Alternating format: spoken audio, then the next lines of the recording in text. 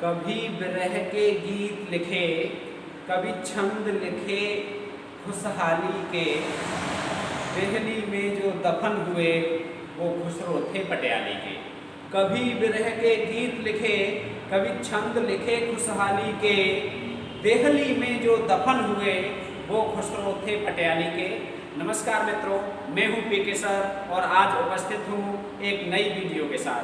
आज की वीडियो हिंदी कोविद रत्नमाला की दूसरी श्रृंखला है और इस श्रृंखला में मैं एक ऐसे व्यक्तित्व को लेकर आया हूं जो हिंदी खड़ी बोली का प्रथम कवि माना जाता है। ऐसा व्यक्तित्व जो जन्म तो मुस्लिम कौम में जिसका हुआ, लेकिन जिसके लिखे हुए को हिंदू अपना समझते हैं और मुस्लिम अपना समझते हैं। ऐसा एक महान व्यक्तित्व जिसे प्रथम कोशकार कहा जाता है, जिसने तबला का, सितार का, गायन का, तराना का और कव्वाली का आविष्कार किया, जिसकी कव्वाली, जिसकी पहेलियाँ, जिसकी मुकरियाँ लोगों के होठों पर आज भी सुनाई देती हैं। ऐसा एक महान व्यक्तित्व जिसके गुरु के चले जाने पर अपने गुरु के दुख में अपने प्राण त्याग देता है। हिंदू और मुस्लिम संस्कृति का महान समन्वयक आप समझ गए होंगे मैं किसकी बात कर रहा हूँ। मैं बात कर रहा हूँ अमीर खुसरो की। जी हाँ, आज हिंदी कोविद रत्नमाला में मैं लेकर आया हूँ हिंदी के महान कवि अमीर खुसरो की जन्म श्रृंखला, उनके जन्म से संबंधित महत्वपूर्ण बातें और उनकी रचनाओं को लेकर आया हूँ। उनके जीवन काल से संबंधित महत्वपूर्ण चीज़ें जो परीक्षा में आती हैं। यह श्रृंखला विभिन्न प्रतियोगी परीक्षाओं के लिए बेहद खास है। तो आइए बात करते हैं सीधे हिंदी कोविद रत्नमाला का दूसरा रत्न अमीर खुसरो। अमीर खुसरो, इनका जन्म 1255 ईस्वी में हुआ था। यदि संवत गिना जाए तो 1312 विक्रमी संवत में इनका जन्म हुआ था। मृत्यु इनकी 1324 ईस्वी में हुई थी, अर्थात 1381 विक्रमी संवत में। ऐसा कहा जाता है कि इनके गुरु का निधन हो गया और उन्हीं के शोक में इन्होंने अपने प्राण त्याग दिए थे। इनका जन्म स्थान पटियाली है, जो कासगंज जिले में स्थित है। एक छोटा सा कस्बा है। विभिन्न पुस्तकों में इनका जन्म स्थान पटियाली दिया हुआ है और संक्षेप में पीछे एटा लिखा रहता है, पटियाली एटा। तो ये बहुत महत्वपूर्ण बात है कि पहले एटा के अंतर्गत पटियाली आता था, लेकिन जब से कासगंज जनपद अलग से बना है तब से पटियाली कासगंज में आता है। तो आप इस बात का ध्यान रखें कि खुसरो का जन्म पटियाली कासगंज उत्तर प्रदेश का जो एक जिला है कासगंज, उसमें हुआ था। अब इनका मूल नाम अबुल हसन यमीनुद्दीन खुसरो था। इनके पिता का नाम अमीर सैफुद्दीन था, जो तुर्कों के कबीले के सरदार थे।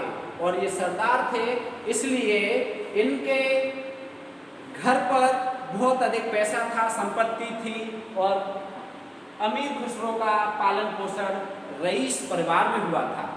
यहाँ से इनकी यात्रा दिल्ली के लिए शुरू होती है और बताते हैं कि बचपन में ही 17-18 वर्ष की अवस्था में ही ये दिल्ली में प्रसिद्ध हो गए थे।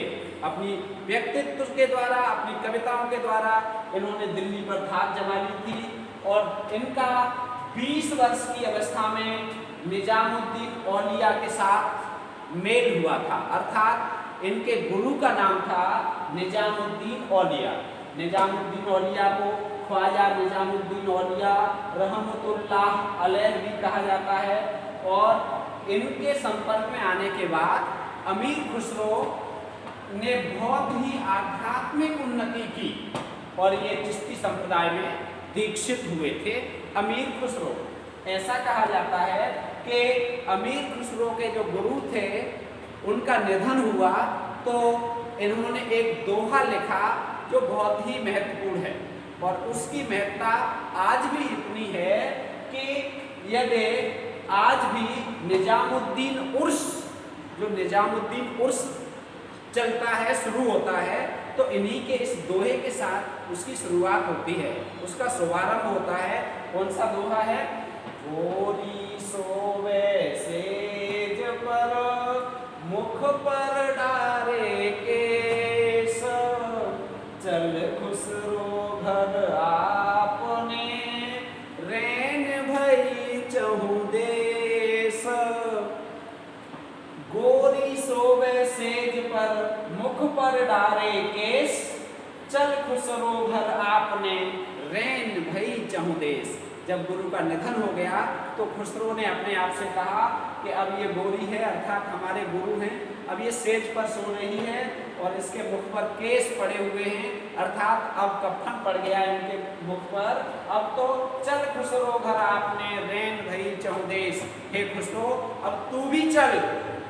अब चारों तरफ अंधेरा हो गया, जब गुरु चले गए तो फिर अब कुछ नहीं बचा। और भी लिखा है, सजन सकारे जाएंगे, नैन मरेंगे रोए, सजन सकारे जाएंगे, नैन मरेंगे रोए, विधना ऐसी रात कर, विधना ऐसी रात कर, भोर कभू नहीं होए।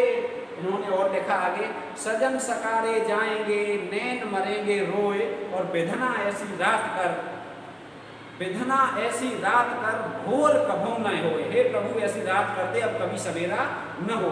तो गुरु का निधन हुआ और ये एकमात्र ऐसे इतिहास में व्यक्ति मिलते हैं गुरु के निधन के शोक में इन्होंने भी अपने प्राण त्याग दिए थे, ऐसा बताया जाता है। आइए बात करते हैं इनका बलबन के जो पुत्र मोहम्मद थे उन्हें काव्य शिक्षा देने के लिए, काव्य मनोरंजन करने के लिए इनका चयन किया गया था।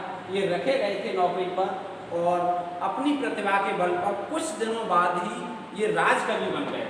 और दिल्ली में ऐसा बताया जाता है कि दिल्ली के सिंहासन पर इन्होंने 11 राजाओं का शासन देखा था। ये प्रश्न भी आता है कि 11 कितने राजाओं का शासन देखा था। अमीर खुसरो के जमाने में 11 राजा शासन बदलते रहे और अमीर खुसरो वहीं रहे।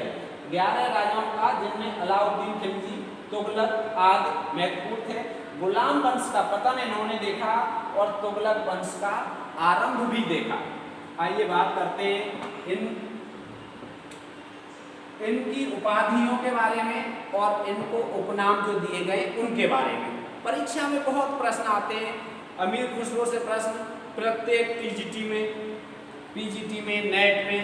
आप परास्नातक में हैं तो आपने अमीर खुसरो को आपको पढ़ना ही पढ़ना है, स्नातक में भी थोड़ा सा है। और हिंदी साहित्य के इतिहास में, हिंदी साहित्य का इतिहास अमीर खुसरो को न शुरू किया जाए, न पढ़ा जाए तो हिंदी साहित्य का इतिहास शुरू ही नहीं है। अर्थात हिंदी के पहले ऐसे कवि जिन्होंने खड़ी बोली को फारसी और तुर्की अन्य भाषाओं के समकक्ष लाके खड़ा करने का प्रयास किया था। ये एकमात्र ऐसे कवि थे जिन्होंने फारसी के साथ ब्रज भाषा का संयोग करके कविताएं की। इनकी मुकरियाँ आज भी लोग सुनाते हैं और इनकी पहेलियाँ आज भी पूछते हैं। तो इन्हें क्या क्या उपाधियाँ दी गई और जो परीक्षा में आती हैं, आइए बात करते हैं। इन्हें खुसरो सुखन की उपाधि दी गई थी 12 वर्ष में। जब ये 12 वर्ष के थे, अल्पायु में ही इन्हें खुसरो की उपाधि। इनका मूल नाम हमने आपको बता दिया जो परीक्षा में पूछा जाता है, अबुल हसन। मूल नाम क्या था? अबुल हसन था। ये परीक्षा में बहुत पूछा जाता है। अमीर खुसरो का मूल नाम क्या था? अबुल हसन। पिता का नाम सैफुद्दीन। ठीक है। जन्म स्थान भी पूछा जाता है, पटियाली कासगंज। जन्म वर्ष और मृत्यु वर्ष आप याद रखेंगे। इसके बाद गुरु का नाम परीक्षाओं में बहुत पूछा जाता है, तो निजामुद्दीन औलिया। अब इन्हें खुसरो उपाधि दी गई थी, खुसरो सुखन।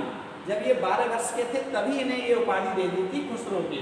इसने बुजुर्ग विद्वान थे ख्वाजा इजुद्दीन, एक बुजुर्ग विद्वान थे सुधी। तो क्या थे? उन्होंने इन्हें उपाधि दी थी खुसरो सुखन की। उसके बाद ऐसा बताया जाता है बाद में इन्हें महाकवि या कवियों में राजकुमार ऐसा कहा है इतिहासकार ईश्वरी प्रसाद ने। एक इतिहासकार हुए हैं ईश्वरी प्रसाद, उन्होंने खुसरो को कवियों में राजकुमार या महाकवि कहा है, ये परीक्षाओं में बहुत पूछा जाता है। लाल रंग से यहाँ लिखा गया है। खुसरो कौन थे, या कवियों में राजकुमार किसे कहा जाता है, महाकवि भी इन्हें कहा जाता है। तोताए हिंद परीक्षाओं में बहुत पूछा जाता है। टीजीटी में कई बार पूछा गया है, 2010 में, उसके बाद पहले भी पूछा गया है। या इस तरह से आता है प्रश्न, हिंदुस्तान की तूती, हिंदुस्तान की तूती किसे कहा जाता है, तो हिंदुस्तान की तूती अमीर खुसरो को कहा जाता है। और ये उपाधि अलाउद्दीन खिलजी ने दी थी। अलाउद्दीन खिलजी ने इन्हें हिंदुस्तान की तूती कहा था। अपने आप को भी इन्होंने हिंदुस्तान की तूती कहा था। उसने इन्हें तोताए हिंद कहा था और राजकवि भी उपाधि दी थी। और तुर्क ए अल्लाह इन्हें कहा जाता है, तुर्क ए अल्लाह ये भी इनका उपनाम है। अमीर की उपाधि इन्हें जलालुद्दीन खिलजी ने दी थी। अमीर की उपाधि, अमीर किसने कहा, जलालुद्दीन ने। खुसरो किसने कहा, ख्वाजा इजुद्दीन ने। तो कौन हो गए, अमीर खुसरो। और पहले कौन थे, अबुल हसन, अबुल हसन थे। और ये इनके उपनाम हैं, उपाधियां हैं। इन्हें हिंदू और इस्लाम संस्कृति का प्रथम प्रतिनिधि कवि कहा जाता है। पहले ही बात कर ली हमने, बता दिया। हिंदू इन्हें, इनकी कविताओं को बहुत मन से पढ़ते हैं और सोचते हैं ये हमारे बारे में लिखा है। और मुस्लिम तो ये थे ही। तो मुस्लिम कौम में जन्म लेने के बाद भी हिंदुओं के दिलों में राज करते हैं ये अमीर खुसरो। बहुत मेधावी विद्वान और सुकवि इन्हें आचार्य हजारी प्रसाद द्विवेदी ने कहा है। आचार्य हजारी प्रसाद द्विवेदी ने अमीर खुसरो को बहुत मेधावी विद्वान कहा है। मेधावी विद्वान क्यों कहा है, आइए ये भी बताते हैं। मेधावी विद्वान क्यों थे, ये संगीतज्ञ थे, बहुत बड़े संगीतज्ञ थे। कव्वाली का इन्होंने विकास किया, तराना, गायन, सितार, तबला का आविष्कार किया, मुकरी, पहेली, ढकोसला, दो सगुने लिखे, गीत लिखे, गजलें लिखी। बहुत बड़े विद्वान थे, इसलिए इन्हें बहुत मेधावी विद्वान कहा है। ये इतिहासकार भी थे। प्रथम कोशकार माने जाते हैं। अरबी, हिंदी, तुर्की आदि भाषाओं का कोश इन्होंने लिखा। बहुभाषाविद, कई भाषाओं को जानते थे। हिंदी के अलावा अरबी, तुर्की, फारसी, संस्कृत, बहुत सारी भाषाओं के विद्वान थे। सूफी औलिया थे, विनोद प्रिय थे, हंसी मजाक करने में बहुत निपुण थे। बहुत हंसी मजाक करने वाले थे, बहुत अच्छे हृदय के व्यक्ति थे, बहुत अच्छे कवि थे, संगीतकार थे, गजलकार थे। गजल, इन्होंने ही गजल की शुरुआत की थी, तो बहुत अच्छी गजलें लिखी हैं इन्होंने। बहुमुखी प्रतिभा के धनी, मनोरंजन कराने वाले थे।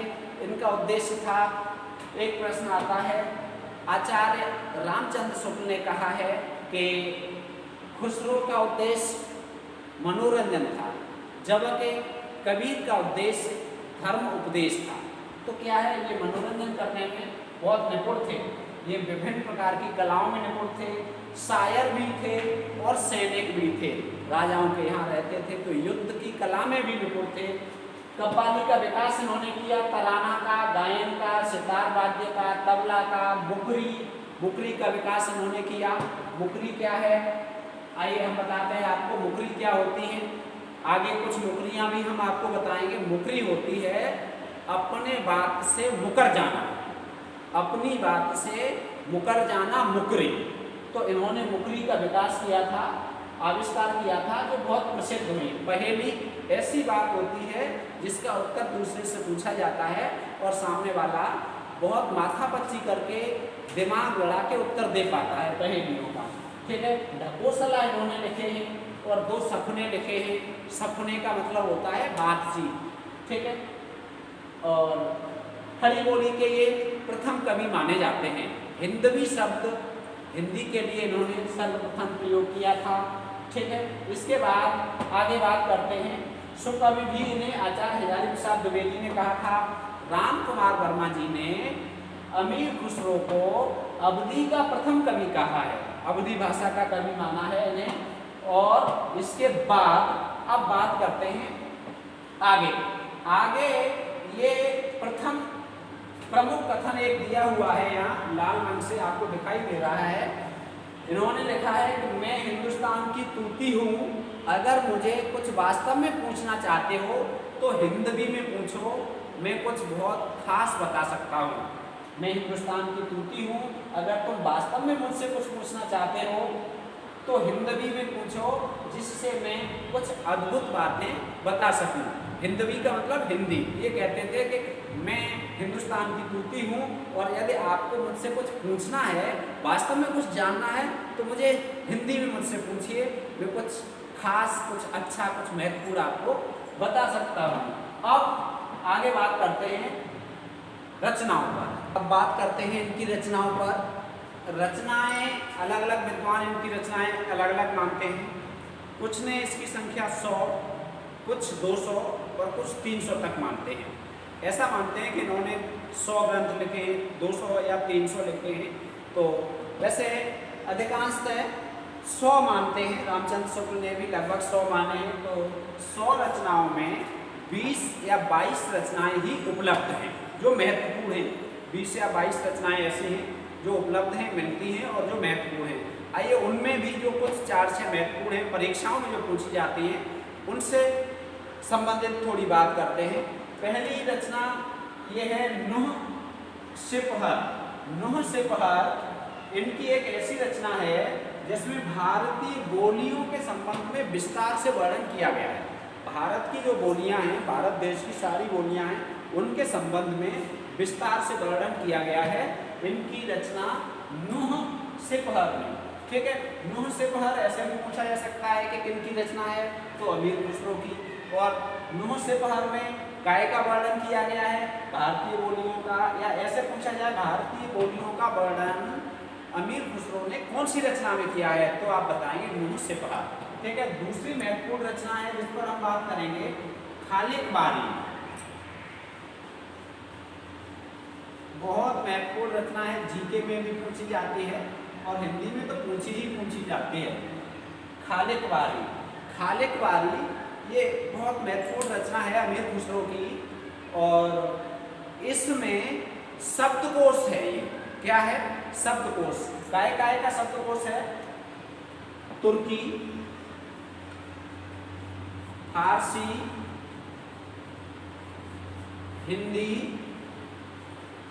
आदि भाषाओं का शब्दकोश है खालिक बारी में। क्या है? शब्दकोश है ये। तुर्की, अरबी, फारसी, हिंदी भाषा के पर्यायवाची शब्द दिए हुए हैं इसमें। ठीक है, अरबी भी लिख सकते हैं। तो इन भाषाओं का शब्दकोश है, शब्दकोश से संबंधित ग्रंथ है खालिक बारी। खालिक बारी आप वेरी इंपॉर्टेंट रखेंगे, इसे बहुत पूछी जाती है, जीके में भी पूछी जाती है और हिंदी में भी पूछी जाती है। इसके बाद अगली इनकी महत्वपूर्ण रचना है, जो तीसरी रचना है, जिसका नाम है बहुत महत्वपूर्ण। हाँ, यहाँ एक बात ये और रह गई कि जो खालिक बारी है, इसकी रचना गयासुद्दीन तुगलक, ये पूछा जाता है, गयासुद्दीन तुगलक। तुगलक के पुत्र को, गयासुद्दीन तुगलक के पुत्र को शिक्षा देने के लिए की गई थी। शिक्षा देने के लिए, ठीक है, ये भी पूछा जाता है कि खालिक बारी की रचना क्यों की थी। तो गयासुद्दीन तुगलक जो था, उसके पुत्र को शिक्षा देने के लिए, भाषा का ज्ञान देने के लिए, भाषा सिखाने के लिए शब्दकोश की रचना की थी। किसने की थी? अमीर खुसरो ने। इसके बाद बहुत ही महत्वपूर्ण रचना है इनकी, जो कई बार पूछी जाती है परीक्षाओं में, दो सपने। दो सपने, ये पूछा जाता है दो सपने किनकी रचना है। तो दो सपने या दो सुपने भी कहीं कहीं लिखा मिल सकता है आपको। ये किनकी रचना है दो सपने? तो दो सपने रचना है अमीर खुसरो की। आइए बात करते हैं कि दो सपने है क्या। पहली बात तो शकुन हमने आपको बता दिया। शकुन का मतलब क्या होता है? शकुन का अर्थ, ये शकुन है, इसका मतलब होता है बातचीत। क्या होता है? बातचीत। बातचीत ही है। अब दो बातें या दो से अधिक बातें एक ही लाइन में आएंगी, उसे कहते हैं दो सपने। जैसे रोटी जली क्यों, घोड़ा अड़ा क्यों।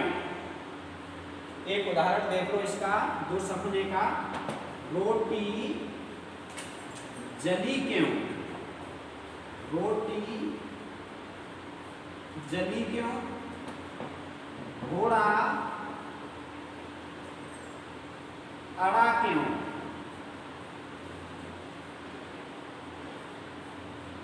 रोटी जली क्यों, घोड़ा अड़ा क्यों, और पान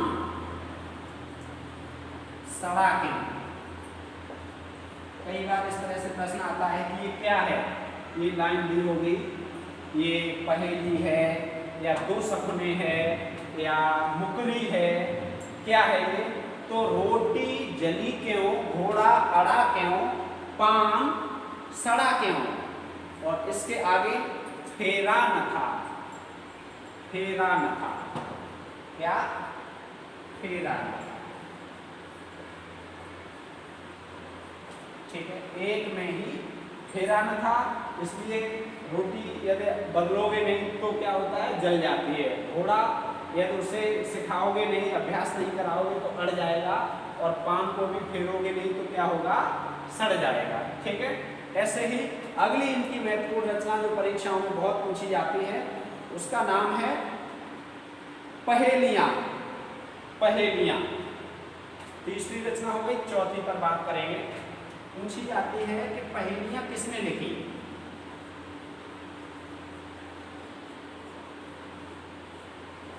पहेलियां, वैसे भारतीय काव्य शास्त्र में ऐसा बताया जाता है, काव्य शास्त्रियों ने पहेलियों के 16 प्रकार बताए।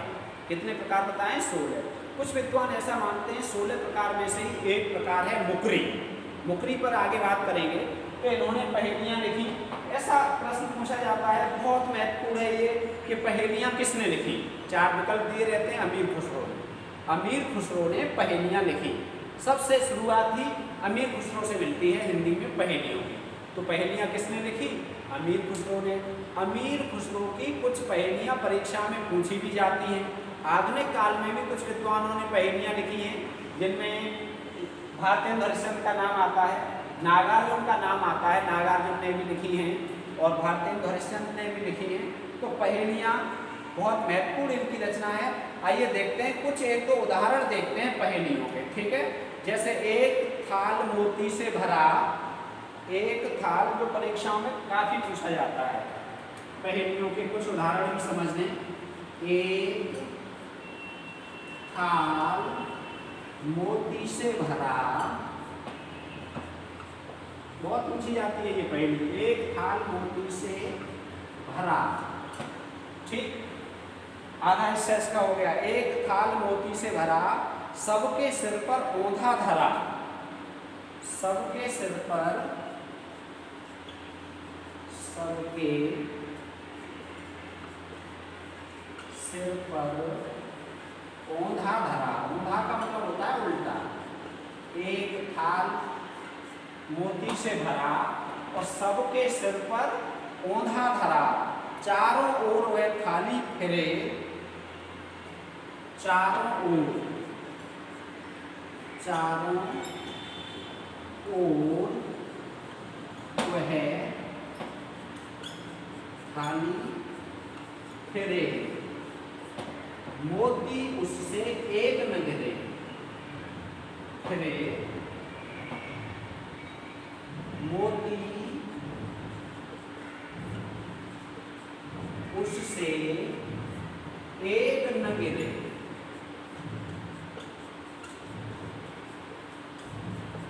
एक थाल मोती से भरा, सबके सिर पर ओंधा धरा।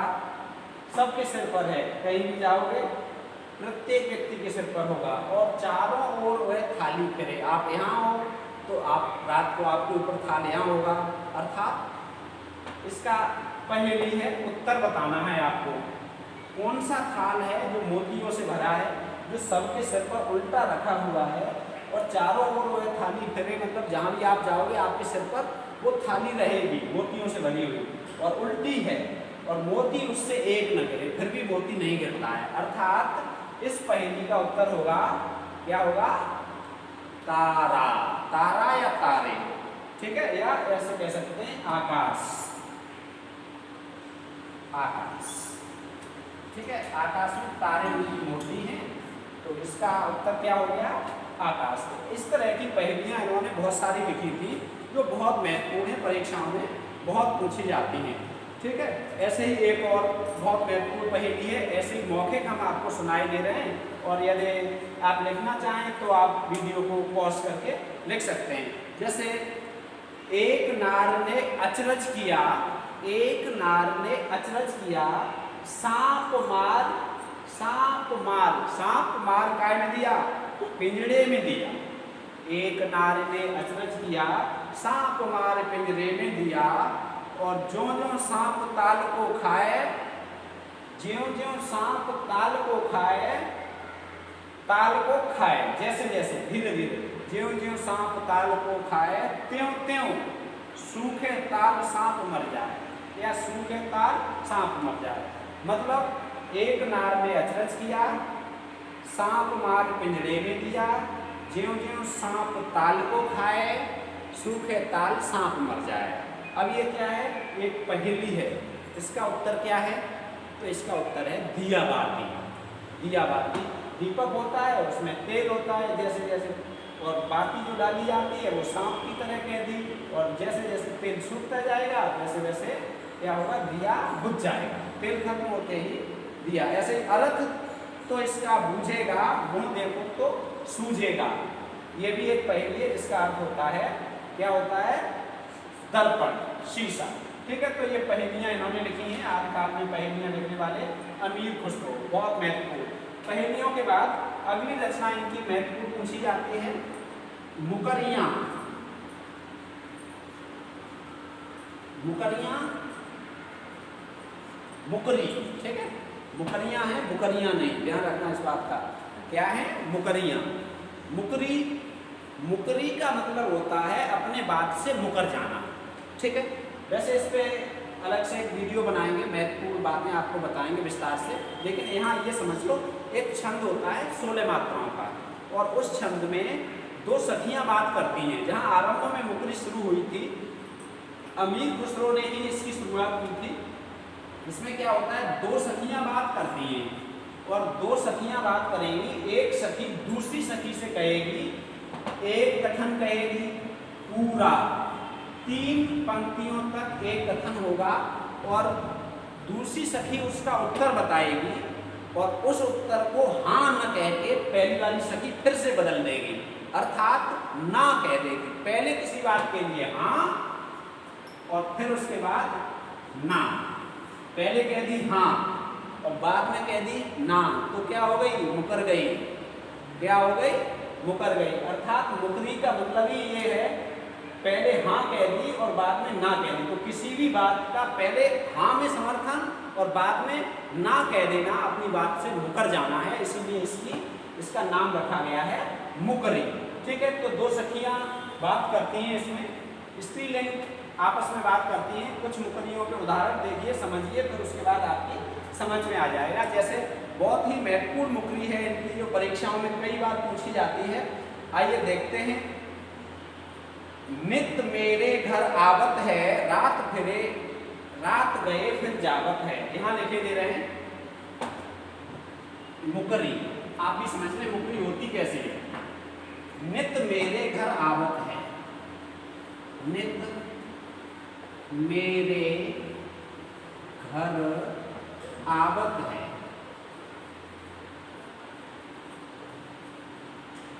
रात गए फिर जावत है।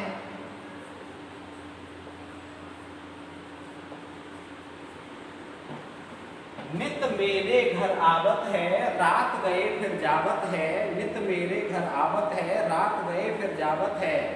और फसत अमावस गोर के ठंडा, फसत, फसत अमावस गोर के फंदा।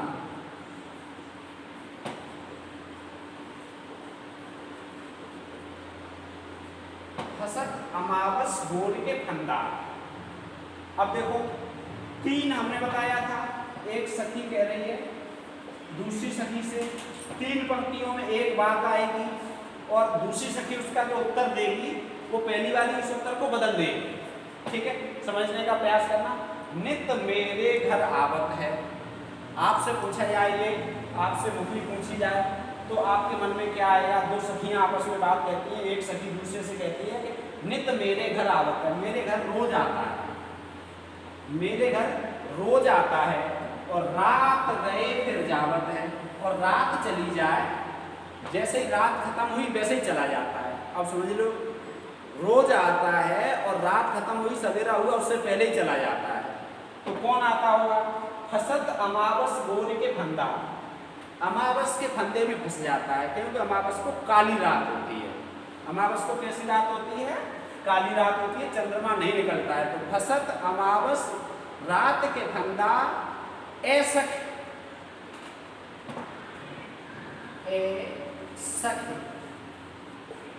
अब दूसरी वाली उत्तर देगी साजन।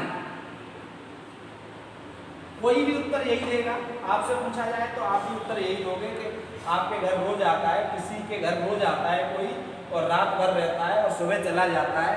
तो इसका आपके मन में ही ये विचार आएगा कि रात भर आता है, रात भर रहता है, सुबह चला जाता है, और अमावस्या को नहीं आता है क्योंकि अंधेरा होता है, अमावस्या को नहीं आता है। तो दूसरी उसका उत्तर देगी क्या है? साजन, ऐसा कि साजन। अब पहली वाली करेगी ना, ऐसा कि साजन नहीं, ऐसा कि साजन, ऐसा कि साजन नहीं, नहीं साजन नहीं है, तुम जो सोच रहे हो वो क्या है? गलत। ऐसा साजन ना सख ना सखे क्या है? चंदा। तो इसका उत्तर क्या है? चंदा है, चंदा है। चंद्रमा की बात हो रही है, जो तुम समझ रहे थे, सोच रहे थे, वो बात नहीं हो रही है, न होगी वो बात। क्या है? मेरे घर नित आवत है, रोज आता है, रात आता है और सवेरा होता है तब चला जाता है। कौन? चंद्रमा। और फसत अमावस गोर के फंदा, अमावस्या को नहीं आता है क्योंकि अमावस्या को चंद्रमा निकलता ही नहीं है, और तो हर रोज निकलता है। ऐसा साधन नासक चंदा, साधन नहीं, कौन? चंदा। तो इस प्रकार की मुकरियां लिखी हैं जो बहुत महत्वपूर्ण है। ठीक है, आप देख लें, इसका उदाहरण बहुत महत्वपूर्ण है, परीक्षाओं में पूछा जाता है। एक और मुकरी स्क्रीनशॉट ले सकते हैं, आप देख सकते हैं। एक और मुकरी आप देख लीजिए जो परीक्षाओं में आती है, बहुत महत्वपूर्ण मुकरियां हैं, बहुत महत्वपूर्ण पहेलियां लिखी हैं इन्होंने, गजलें भी महत्वपूर्ण लिखी हैं। देखिए अगली मुकरी पर बात करते हैं। सारी रात मोह संग जागा, सारी रात, सारी रात मोह संग जागा। एक सखी कह रही है दूसरी सखी से कि हे सखी, सारी रात मोह संग जागा, सारी रात मोह संग जागा, भोर भयो तब बिछड़न लागा, भोर भयो तब बिछड़न लागा। सारी रात मोह संग जागा और भोर भयो तब बिछड़न लागा। अगले बाके बिछुड़त, बाके बिछुड़त फाटत हिया, बाके बिछुड़त, बाके बिछुड़त, बाके बिछुड़त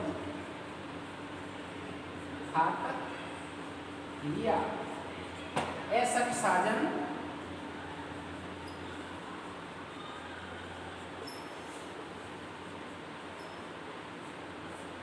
देखो, मुकरी हमने बताई 3 पंक्तियां, एक सखी दूसरे से कहती है, 2 स्त्रीलिंग पात्र होते हैं, एक स्त्रीलिंग दूसरी स्त्रीलिंग से अपने मन की बात कहती है और दूसरी उसका अर्थ बताती है।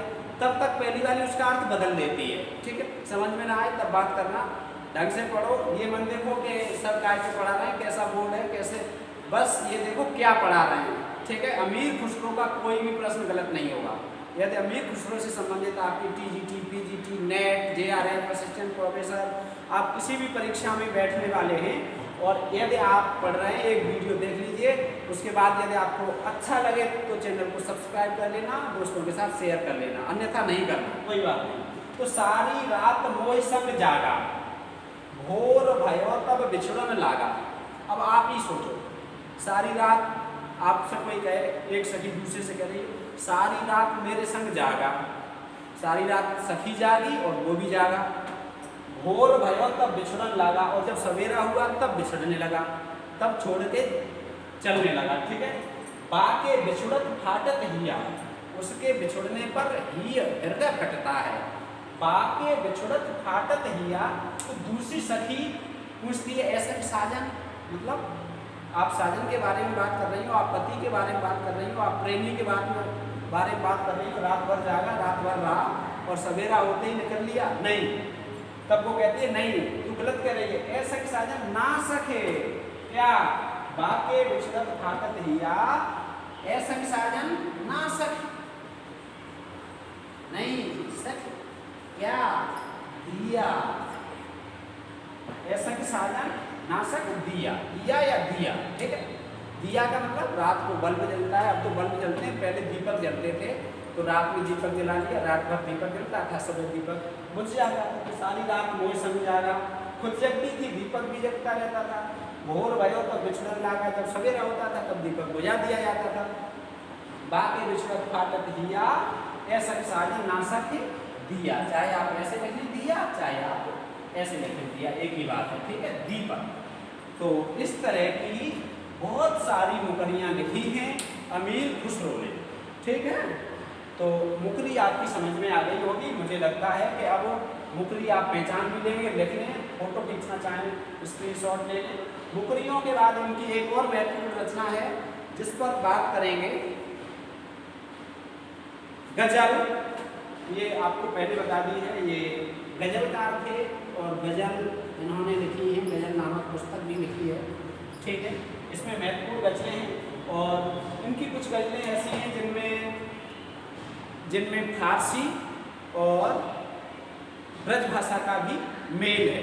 एक गजल ऐसी भी है इनकी जिसमें गजल का आधा हिस्सा कायम है फारसी में और दूसरा हिस्सा कायम है ब्रज भाषा में, ठीक है। तो इनकी गजलें बहुत महत्वपूर्ण हैं, आदि फारसी है, संयोग भी है फारसी और ब्रज भाषा का। पहला ऐसा कवि हुए ये जिन्होंने फारसी और ब्रज को एक साथ लाया, एक ही उस पर लाए प्लेटफॉर्म पर, ठीक है। इसके बाद हालात एक कन्हैया, महत्वपूर्ण रचना 7वें नंबर पे, हालात एक कन्हैया,